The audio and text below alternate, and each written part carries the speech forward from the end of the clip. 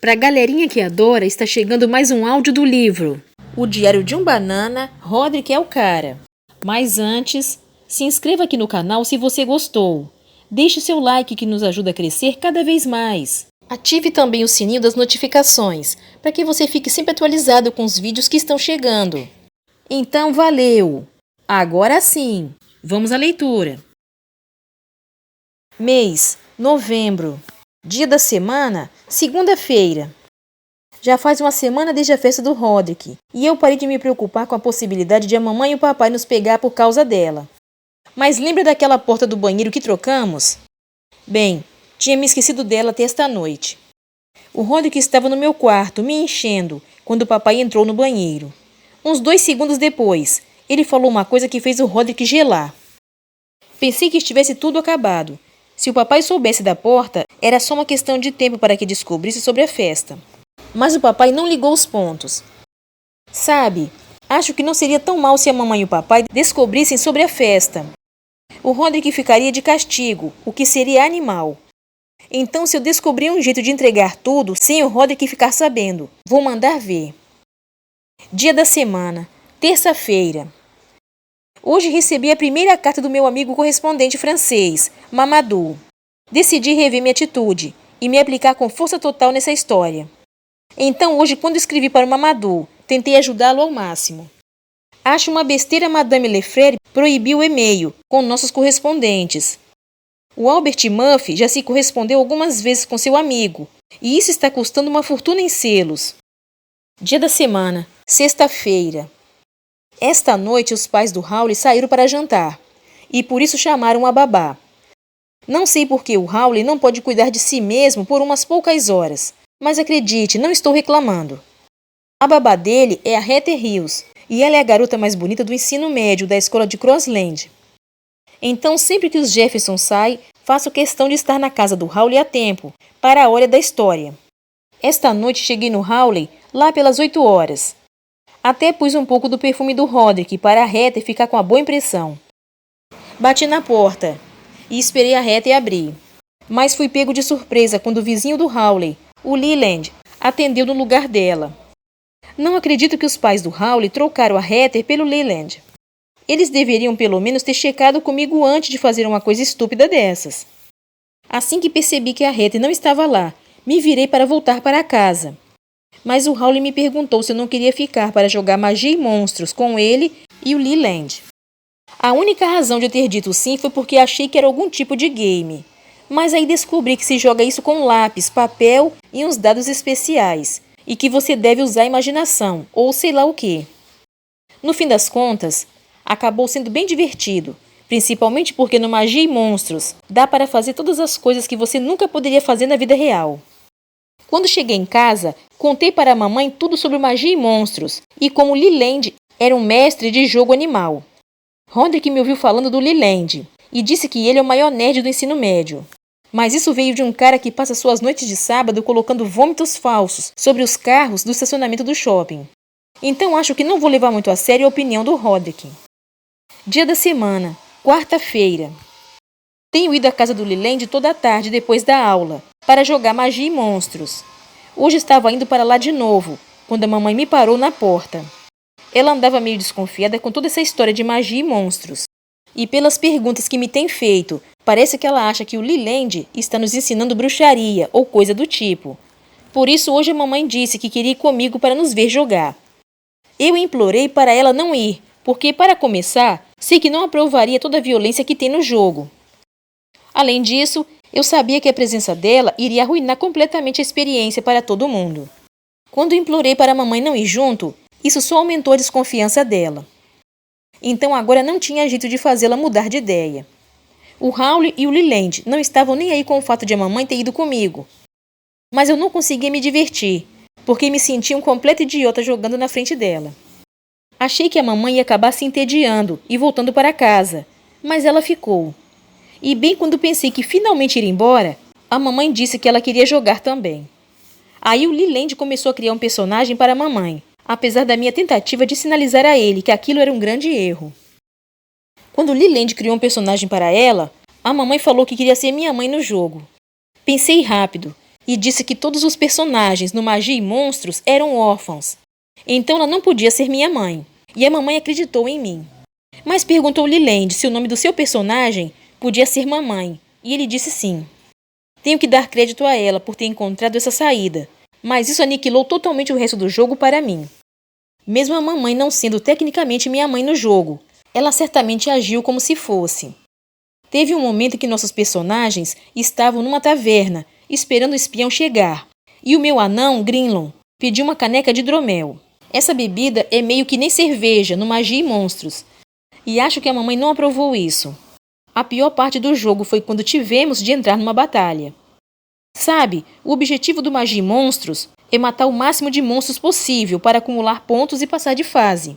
Mas acho que a mamãe não pegou o espírito da coisa.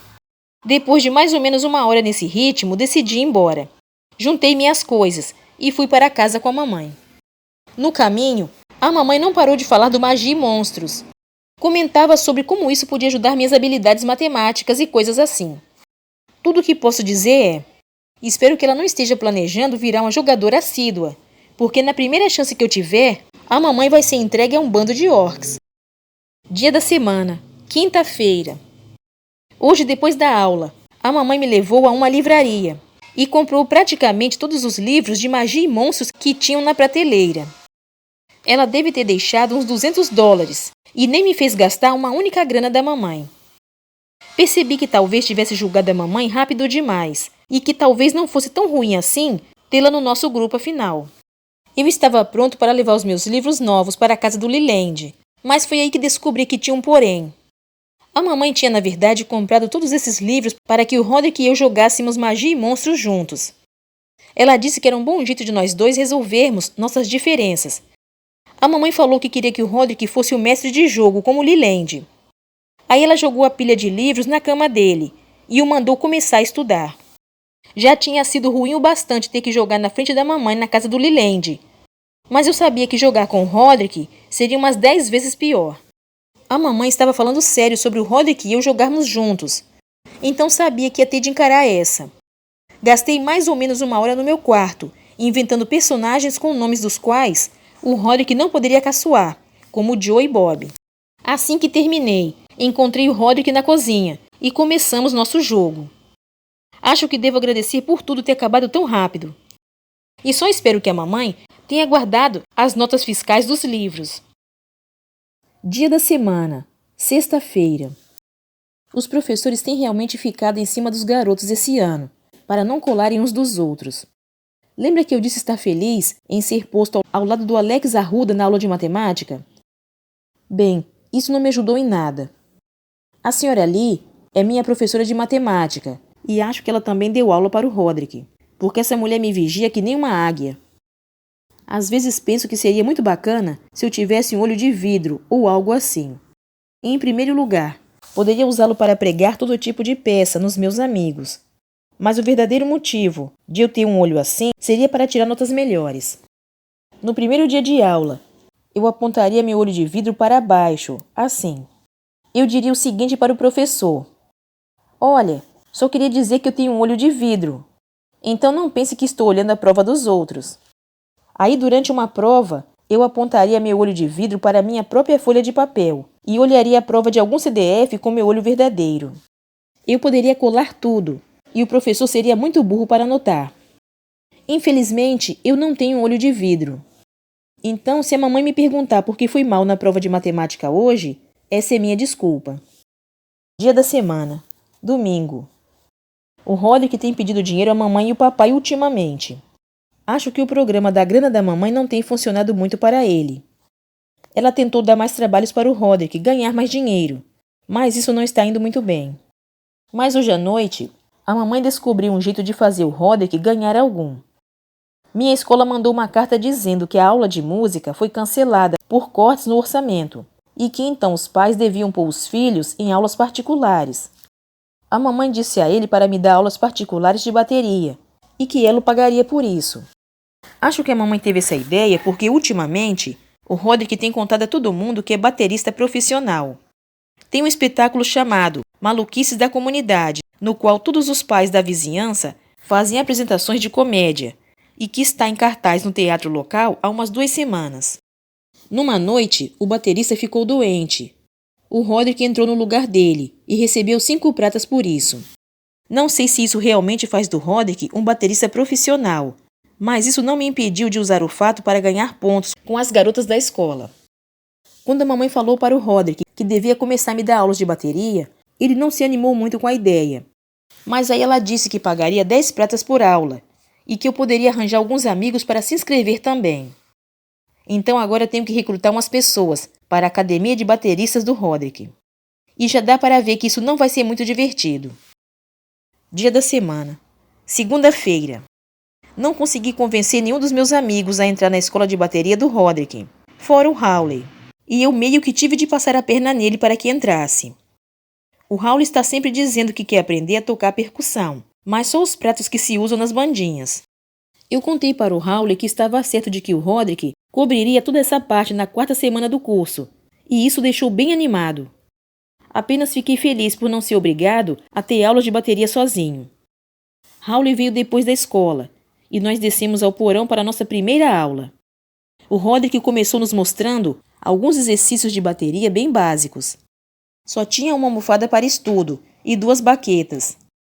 Então o Hawley teve de usar um prato de papelão e uns talheres de plástico. Mas acho que é o que acontece quando você é o último a se inscrever para uma aula. Após uns 15 minutos, Roderick recebeu uma ligação do Word, e isso pôs fim à nossa primeira aula.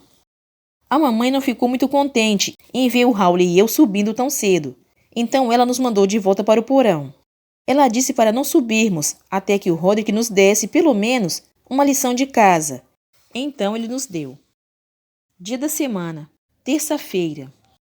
Hoje o Hawley e eu tivemos aula de bateria com o Roderick de novo. Bem, o Roderick pode ser um bom baterista, mas não é um bom professor. Nós nos empenhamos para acompanhar os exercícios que o Roderick ensinou, mas cada vez que errávamos, ele ficava frustrado. Ele acabou ficando tão cheio que pegou nossas baquetas. O Roderick sentou na bateria dele e nos disse para observar e aprender. Aí começou a fazer um solo super longo, que não tinha nada a ver com os exercícios que ele estava nos ensinando. O Roderick nem tirou os olhos da bateria quando nos levantamos e fomos para o andar de cima. Apesar disso, eu não reclamo, porque no meu modo de ver, assim todo mundo sai ganhando. Dia da semana.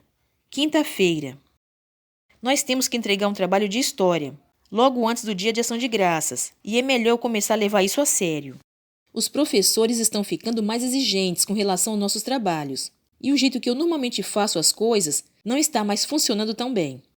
Na semana passada tivemos que entregar um trabalho de ciências, e a senhora Breckman disse que tínhamos de escolher um animal sobre o qual quiséssemos escrever. Escolhi o alce. Eu sei que deveria ter ido à biblioteca para pesquisar, mas acabei decidindo improvisar. O Incrível Alce, por Greg Heffley. Dieta. O alce come muitas e muitas coisas, mas a lista seria grande demais para pôr neste trabalho. Então vou economizar o tempo de todos, listando apenas as coisas que o alce não come. Chiclete, metal e pizza. Mesmo havendo habitats do alce em todo lugar, ele está quase extinto. Todo mundo sabe que os alces evoluíram dos pássaros, assim como as pessoas.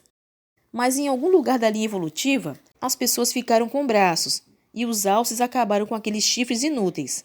Fim.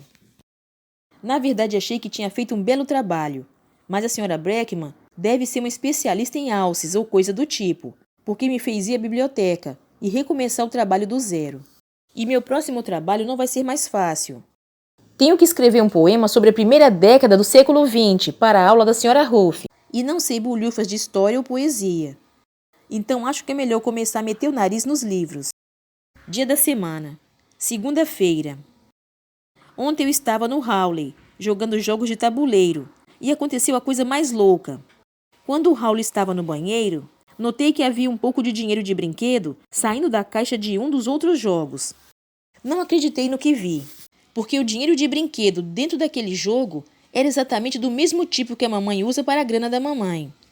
Quando eu contei, tinha algo como $100.000 em dinheiro vivo naquela caixa. Só levei uns 2 segundos para perceber o que tinha de fazer em seguida. Quando cheguei em casa, corri para o andar de cima e soquei o dinheiro debaixo do meu colchão.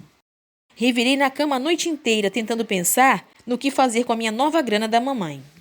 Provavelmente a mamãe notaria a diferença entre a grana da mamãe falsa e a verdadeira.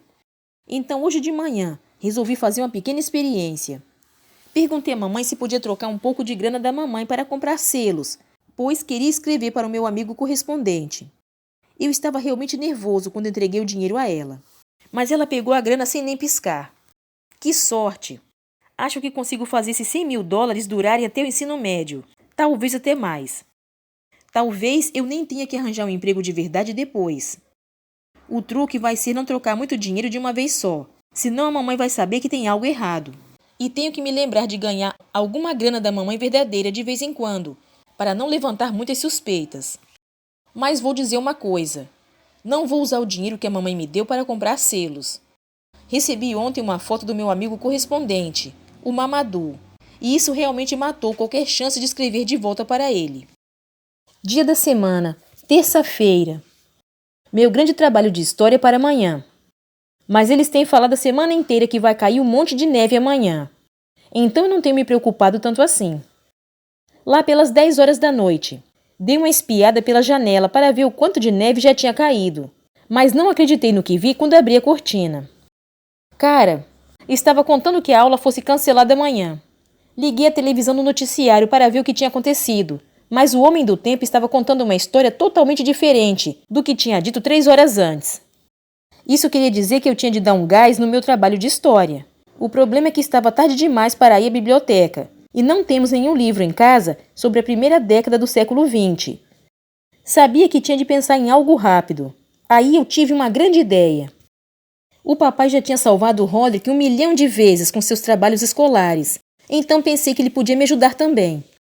Contei ao papai sobre a minha situação, achando que iria me ajudar sem pensar 2 vezes. Mas, em se tratando de trabalhos escolares, acho que ele aprendeu a lição.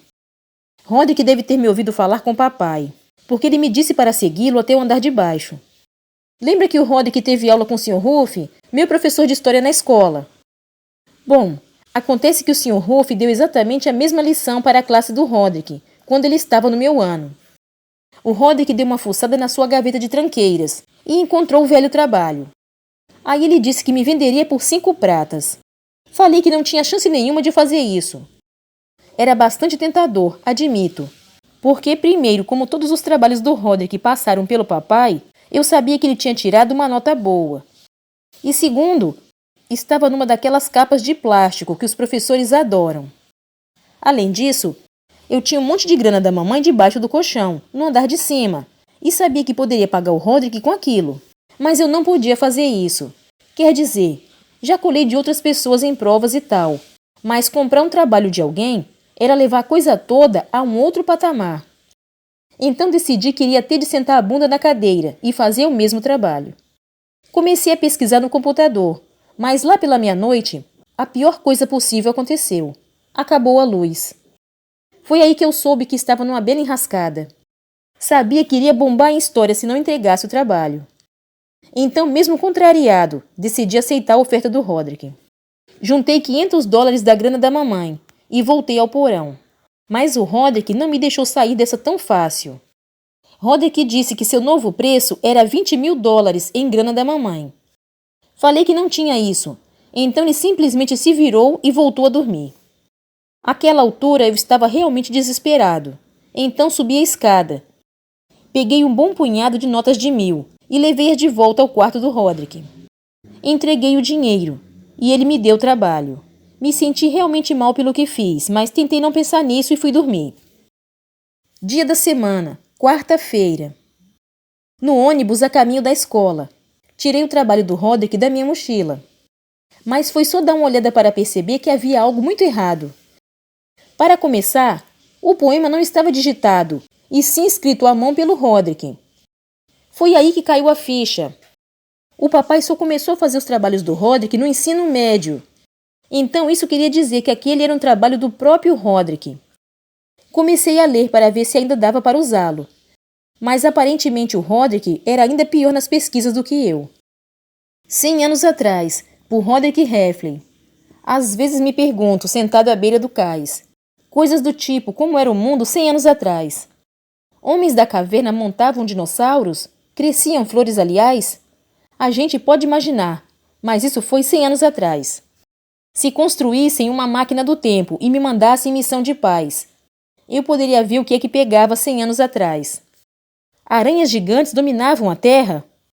Nevava nos desertos? Tanto tempo faz. Me pergunto o que aconteceu 100 anos atrás. Acho que aprendi a lição sobre comprar o trabalho de alguém. Pelo menos sobre comprar do Roderick. Quando veio a terceira aula, eu não tinha nada para entregar ao Sr. Ruff. Acho que isso quer dizer que vou ficar de recuperação em história. E meu dia piorou bastante depois disso. Quando cheguei da escola, a mamãe estava me esperando na porta da frente. Sabe aquelas notas que usei para pagar o Roderick? Bom, ele tentou trocar todas de uma vez só para comprar uma moto usada. Tenho certeza de que a mamãe soube que tinha algo estranho, já que o Roderick jamais ganhou sozinho uma única grana da mamãe. Continua no próximo vídeo, o Diário de um Banana, Roderick é o cara. Então continue ligadinho. Fique com Deus e até o próximo vídeo.